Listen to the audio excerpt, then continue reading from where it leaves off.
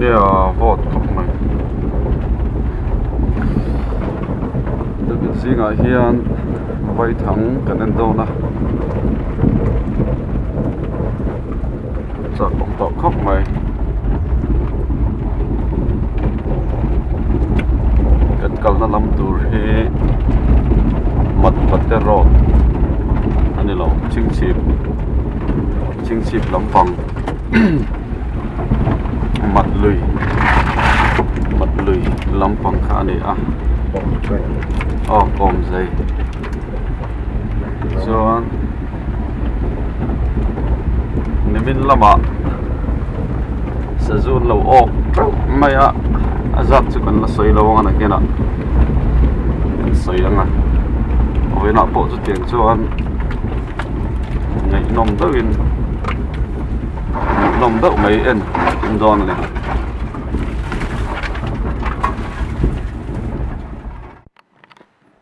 rồi thì hiện lâu lắm bằng cần khen ta à cần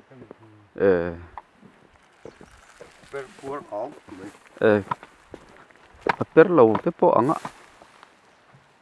khôi so small so lại so rất mày sao một thăm lâu mấy thế trăng tròn nó vào được khu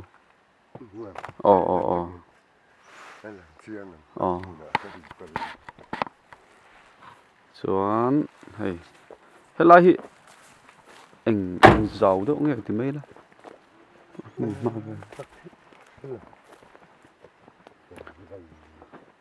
còm dày chuan Vaithang kan en tran don ani hei bu ten lo la che ka chuan mai hol te tangkai khop mai motor lut thlaweka mai hol te po an ro ani hei mun manum khop mai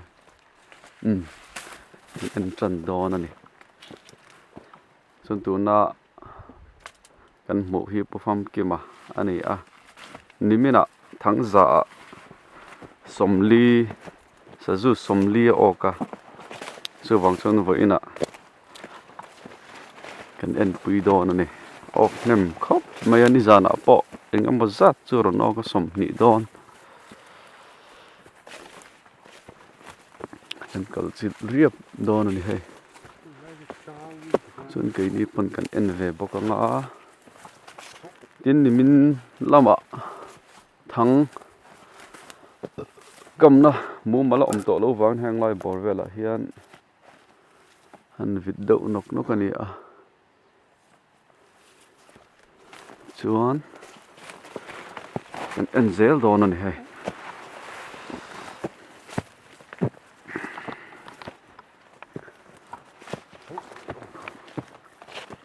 Khua anh lâu khóc mày ạ chụp gì nghe xa khô vỏ ta nè tụi anh lâu mỏng mà này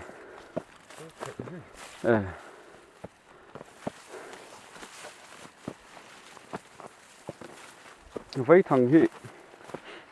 cầm cái chút có thiếm lâu á mà sẽ ăn uống cái thiếm không giờ nè các bạn này cái này về là thun nó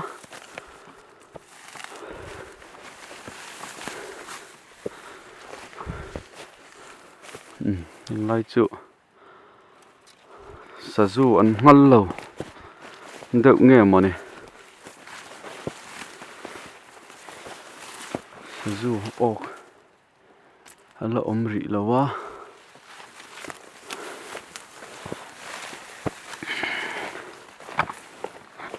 chỉ phul về được to nỉ à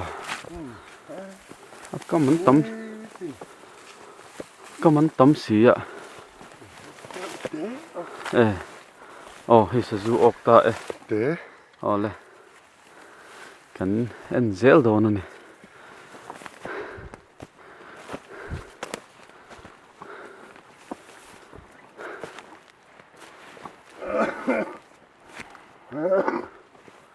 khơi lắm ạ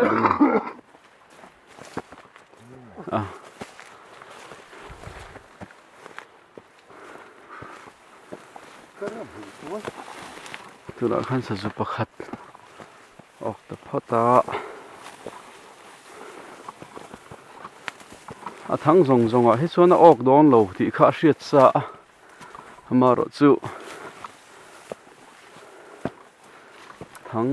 za a som thum som li a lo o chuanin a tha hle tih na ni kha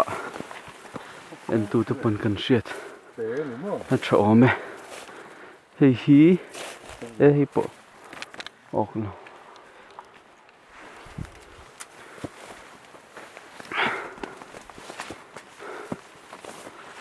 hi po ya puar lo tlat puar tlat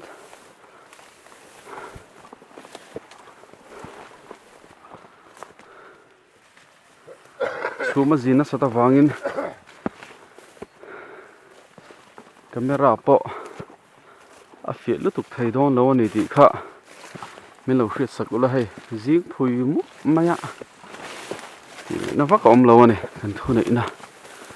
he lai hi hi po per thet lat mai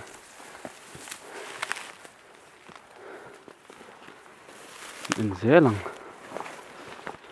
Sazu ante chuanin per thet la hi tam thina hi popor ma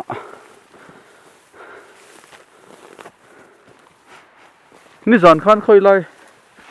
velam mi hi ngei kam hi nge o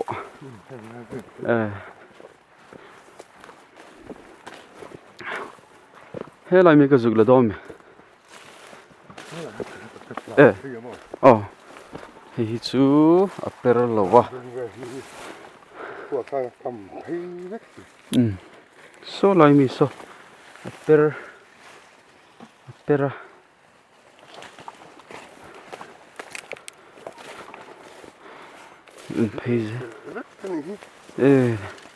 a Sazu hiện liền lâu mần này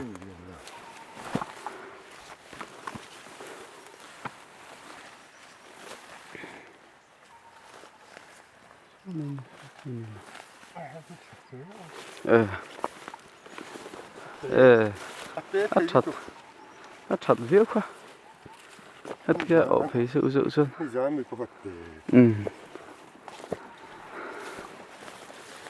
Sazu hi liền tiếp tục lâu này của mình mà sẽ cái tia số lại số pera thắng ngày tuổi per thả cái thì cái mò lâu lâu chút sân nị sẽ là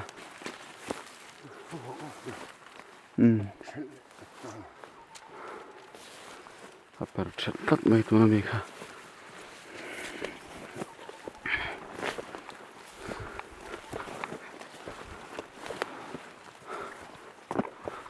số lại mình số tua rồi mà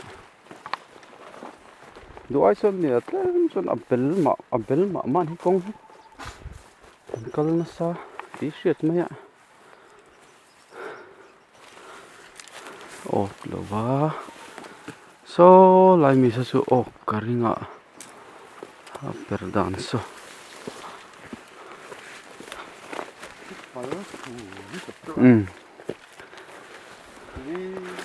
marcha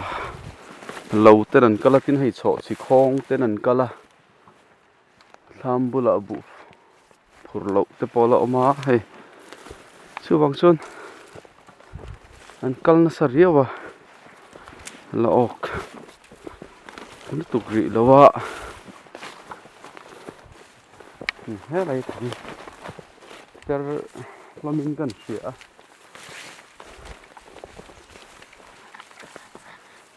khu thằng nị khu chụp per nghề ya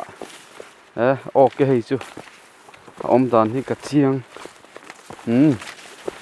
tê vắc lâu hay liền chắc khóc mày nằm trần đòn này khu lấy bao khu per pur riêu như cái gì ông đàn khu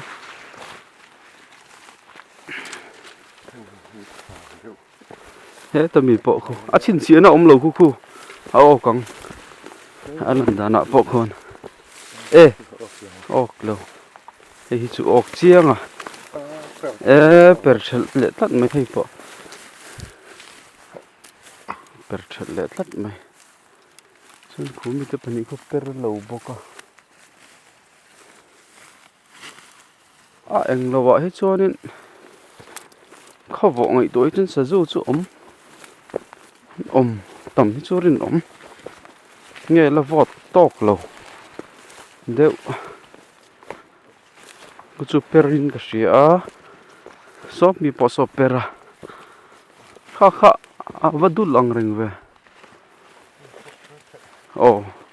hay chú ok ok liền lướt tục lâu này khu lại mi bỏ khu per nuol mày thật dễ lắm hay chú ọc chiang đồ này các mục per đàn các đàn hay các mục per biểu mày thằng có chú ọc chiang lệ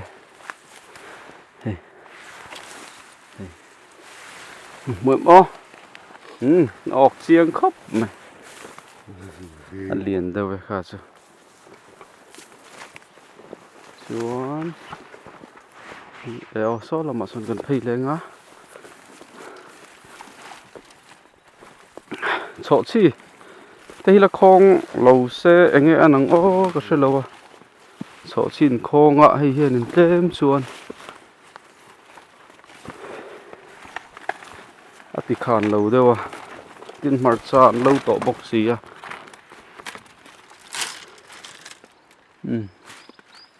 thắng sôm thum cái nên linh tông em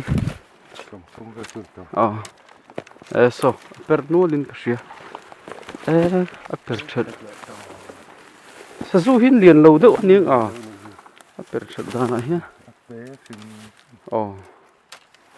cho nó bị mi hi ốc ngay tu ra cái ngay ya là per chật lệ chật lậu to có nghề đuôi chân ăn chính phul mà này car khát amo cái lầu vel hi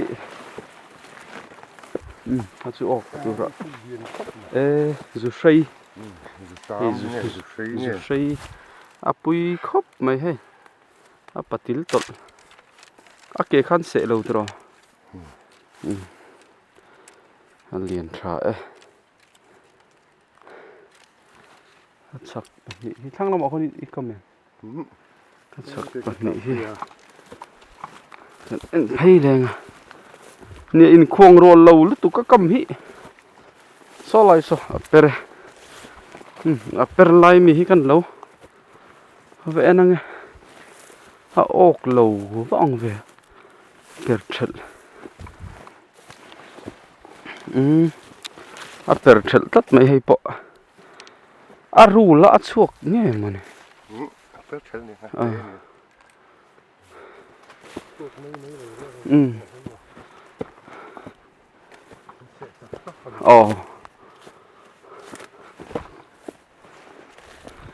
thì bỏ per lâu tắt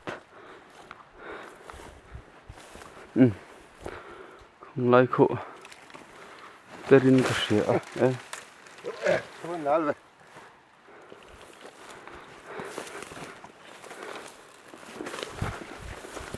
giờ là dân cái tổ rị đòn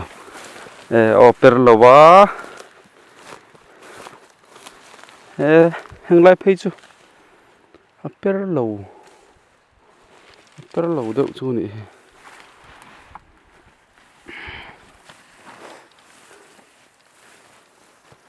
lại hiện rồi lung ra mà cần ôm mà Vaithang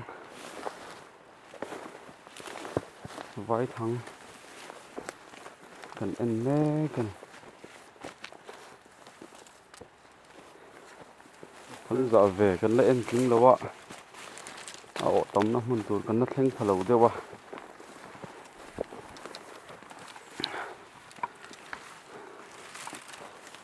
ổ tầm năm muốn ở trên ổ trậu đồ nó vòng chuôn lúc anh tới rất thằng này đồ nó nè thu lại mình có chụp per nghề ya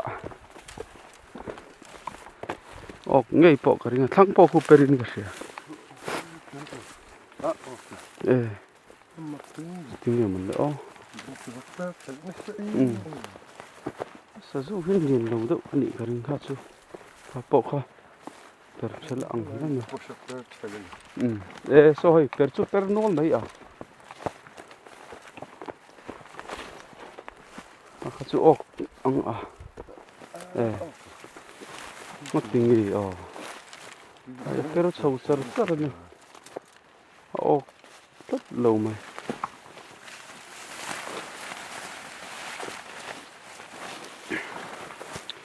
anh sầu dẻo rồi nè thằng làm con mấy hol rồi ông ạ này anh cần nó sạch hết cho nên mấy chú har về ông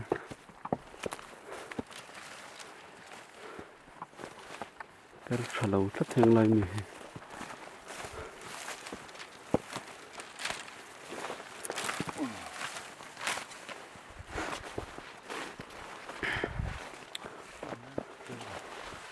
anh nói po hi còn lậu nhiều cái thôi này cái không tốt đầu mà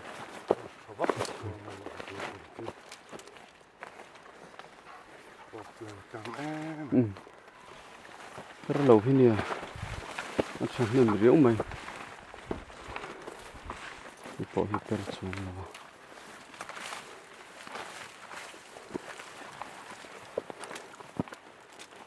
chuông bịa po so per chuông lo wa